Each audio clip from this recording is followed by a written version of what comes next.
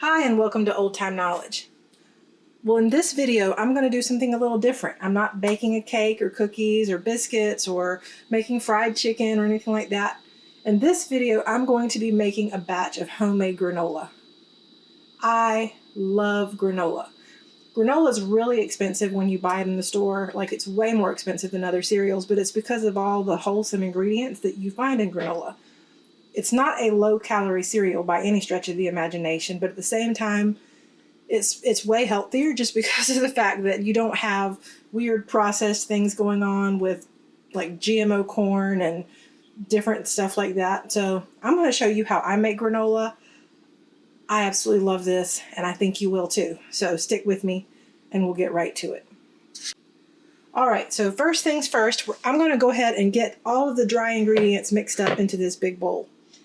Now, the ingredients that I'm going to be using are the ones that I want to use, but you have a lot of flexibility as far as what you put in granola. Typically, you're going to start with oatmeal, and then you're going to be able to add whatever kinds of mix-ins you want. It's going to be baking for a long time at a low temperature, and then you'll be able to store it for a few weeks in your pantry until you've eaten it all, and then you can make some more. So this is what I'm using in mine. Oatmeal, coconut flakes. Now, these are not the sweetened coconut like you buy in the refrigerator section, that you have to keep in the refrigerator. These are not the ones that you would normally use for like the toppings of desserts and things. This is just pure unsweetened coconut flakes. Raisins, sunflower seeds. And if you didn't catch it, I used some of these sunflower seeds to make the Starbucks style pumpkin loaf recently. Probably I should have crushed those, but that's neither here nor there. I have some left over. I made some granola. I'm getting ready to make another batch of granola. That's what this is. And then maple syrup. You can use maple syrup or honey. I'm going to be using coconut oil as my oil. I'm also going to be adding some nuts in. I haven't gotten those out yet, but I will shortly. But I'm going to go ahead and get started mixing up the dry ingredients. So the first thing it takes is 3 cups of oats. Next, it's going to get a cup of this dried coconut flakes. And I already know there's not quite a cup in here, which is why I went ahead and got that bag out so I can get some more. It's almost a cup, not quite.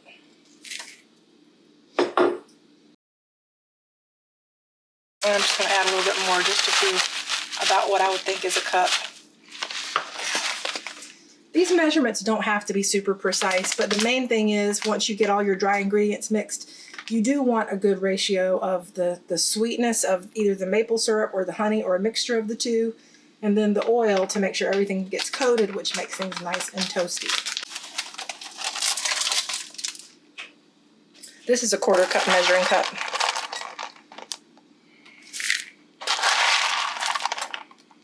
If you don't like those, leave them out. You can put something else in there, another nut or something.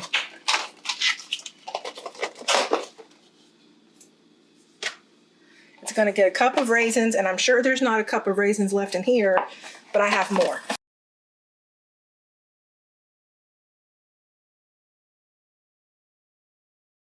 The ones in that other box were older. These are fresher, so these are going to be a little looser and easier to pour. But you're going to want to make sure you break them up in the granola so they get all distributed throughout. If you'd rather use, craisins or like dried cranberries or other dried fruits, you certainly can do that. And that would be fine. Now I need to get a 1/2 teaspoon of salt.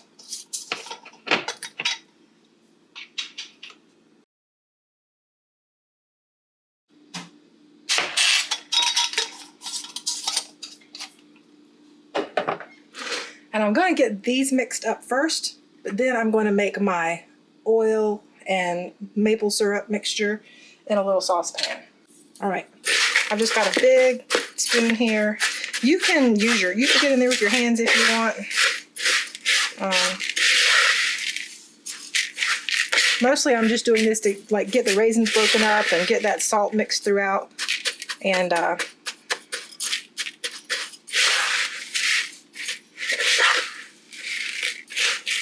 think I'm going to have to give them hands to get some of these raisins broken up. I'm working with one hand because I've got a Band-Aid on my other hand. So I definitely don't want to use that in here.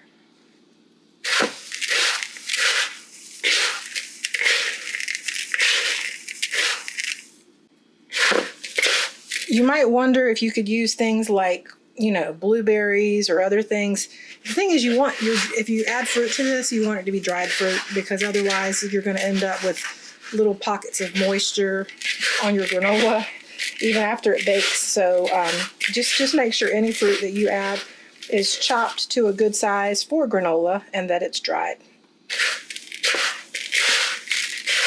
But the principles of making granola are going to be about the same.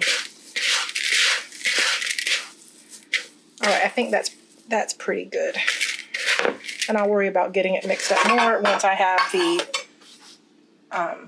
syrup. And I'm going to be using coconut oil. So all right, so I have a little saucepan here. Also, my oven is preheated to 300 degrees. I'm going to put the saucepan just, you know, a little above low, between medium and low. Doesn't need to be real high. I'm going to get about a 1/4 cup of coconut oil. And I buy coconut oil like this in this big tub. I get this from Amazon. It's so much cheaper this way than getting it in little jars at the grocery store.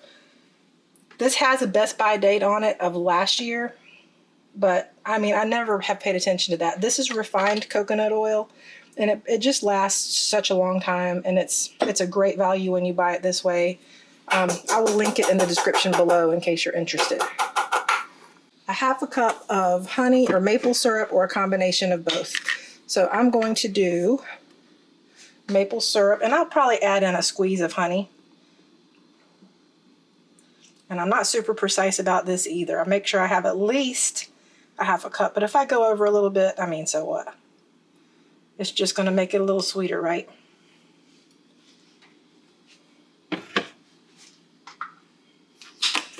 This maple syrup is so good, y'all. This is from Sam's Club. This is absolutely delicious. I am going to add a squeeze of honey. Just a little bit.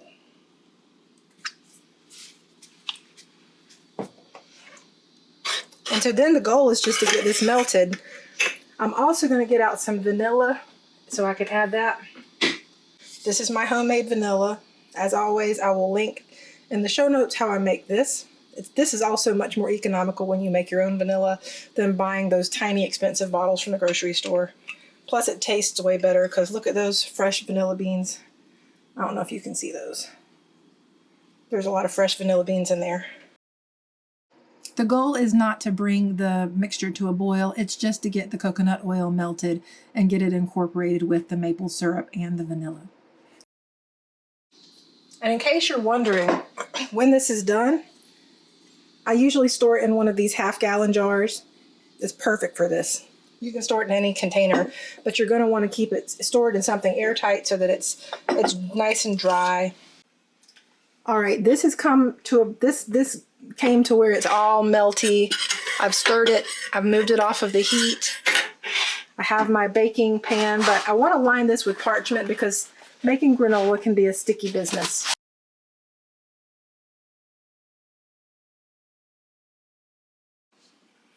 All right, so first of all, this smells amazing because it smells like maple syrup and vanilla. And I'm just going to get this coating everything in the bowl, stir it up really good, get everything coated really good. I still have to add nuts, which I will be getting to in just a moment. Alrighty, I have about a cup of crushed pecans.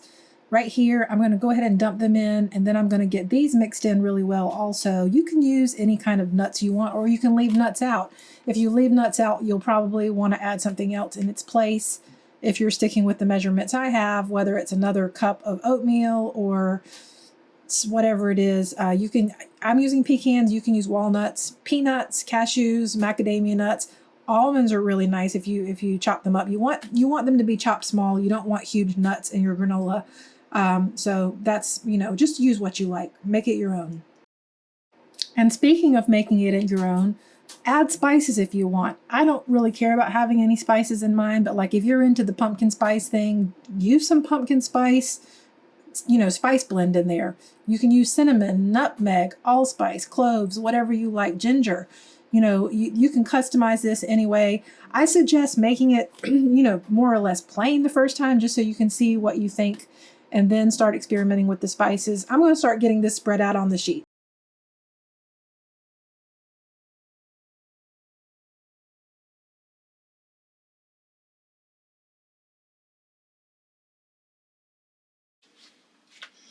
The trick is you just want to have everything as much as possible in like one layer.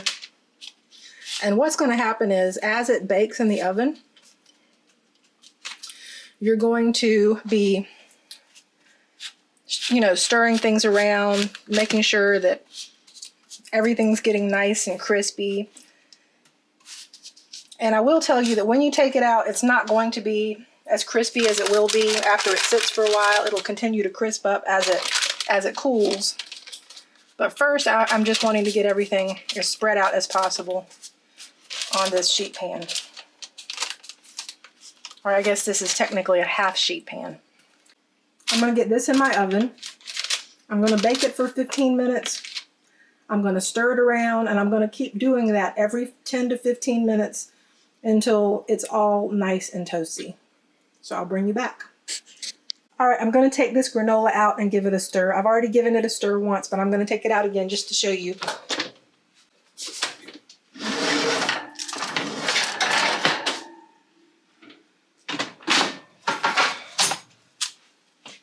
All right, so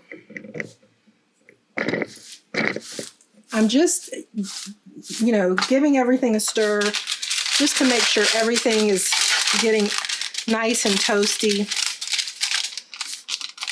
Because when it's in the pan, naturally some of it's going to be on top of each other and stuff like that. But we want to make sure that it's all getting nice and toasty. And remember, like I said, it's not going to get crispy just like this. We're mostly just looking for it to just have a chance to all get toasty. And when that happens, it won't be all as sticky. Like right now, it's still super sticky. It'll be a little bit sticky, but you kind of have to use your good judgment as to when you think it's done. And when you get to the point that you do think it's done, you can leave it out and let it cool and see if it's crisping up. And if not, then it needs to go back in the oven again. I just know from experience that when I've done this before, it usually takes about 45 minutes or more. In other words, 15 minutes, like checking it 2 or 3 times before it's done. Maybe even 4 times.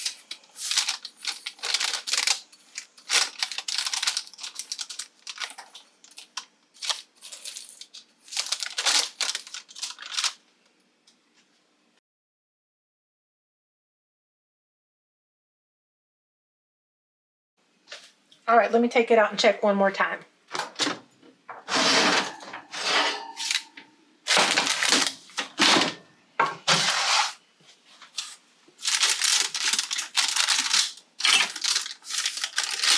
This is definitely more what I'm looking for.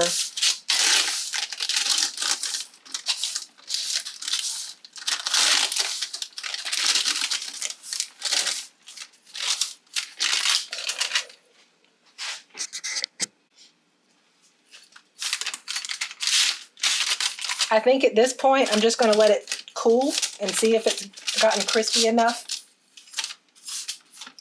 And then, if it is, I'll bring you back and show you what it looks like. And I'll get it packaged up once it's totally cool. All right, it's had some time to cool.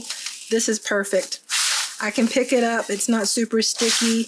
It all feels nice and crispy. This is just, it's so perfect. And I'm going to pinch a little piece.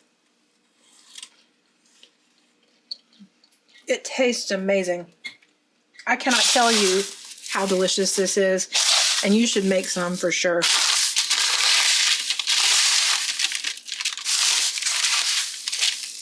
Of course, you can have granola with milk. just like cold cereal. You can have it with yogurt. You can just have it as a snack. Make some trail mix with it. I mean, there are so many things you can do with delicious granola. You absolutely could serve it hot if you wanted to. I'm going to just let this continue to cool because I don't want to put this into the jar until it's completely cool. And this is true of anything that you're basically dehydrating, or which is kind of what you're doing with granola. I mean, you're baking it until the oil and syrup has gone into the ingredients and then cooked the moisture out. If you're going to put it in a jar, like I'm going to do, once you get it in the jar, you're going to want to make sure you don't see any condensation coming inside of the jar, because if you do, you need to get it back in the oven and you need to toast it some more, because otherwise it's going to spoil. So I'll bring you back once I'm ready to put it in the jar. All right, so this is cool and ready to go now. By the way, y'all, my hands are clean. I wouldn't be touching this if my hands weren't clean. But this is cool.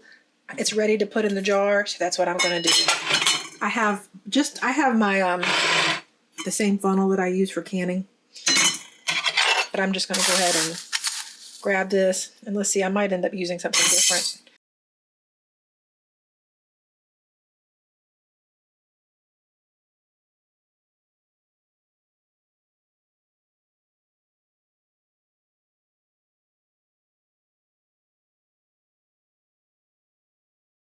Look at that, y'all. It's perfect. It's full to the top. Half gallon of granola. This is delicious. This is ready to eat whenever I'm ready to eat it. So I hope this is something that you'll try making. You and your family are going to love this. You can really, like I said, spice it up. If you want, add pumpkin spice to it.